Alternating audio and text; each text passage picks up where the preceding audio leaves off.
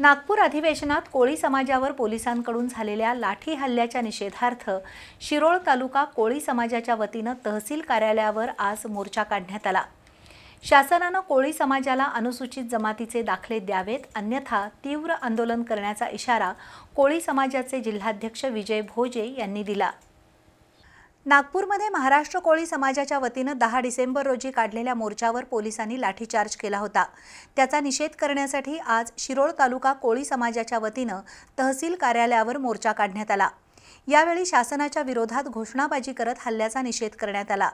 यावेळी कोळी समाजाचे जिल्हाध्यक्ष विजय भोजे यांनी पोलिसांच्या दडपशाहीचा निषेध केला। शासनानं कोळी समाजाला अनुसूचित जमातीचे दाखले देऊन त्यांची पडताळणी करून द्यावी, अन्यथा तीव्र आंदोलन करू असा इशाराही भोजे यांनी दिला। लोकांना नाकारायचा हा दुटप्पीपणा महाराष्ट्र शासनामध्ये बसलेल्या काही आमदारांनी चालवलेला आहे। त्यामुळे इथून पुढे शिरोळ तालुक्यातनं पेटलेली टिंगी महाराष्ट्राच्या सरकारला हा इशारा आम्ही देतोय, आमचा अंत बघू नका।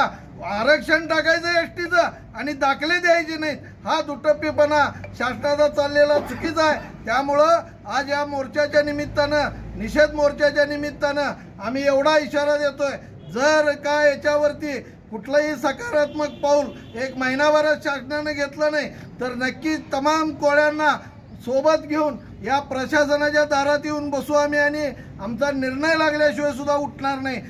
यावेळी मागण्यांचं निवेदन तहसीलदार अनिल कुमार हेळकर यांना देण्यात आलं। आंदोलनात सरचिटणीस रमेश कोळी, बाबासाहेब वनकोरे, भगवान कोळी, दिलीप कोळी, बापूसो कोळी, शुभांगी कोळी, सुवर्णा कोळी, अनिता कोरे, रेखा बेडक्याळे यांच्यासह कोळी बांधव उपस्थित होते।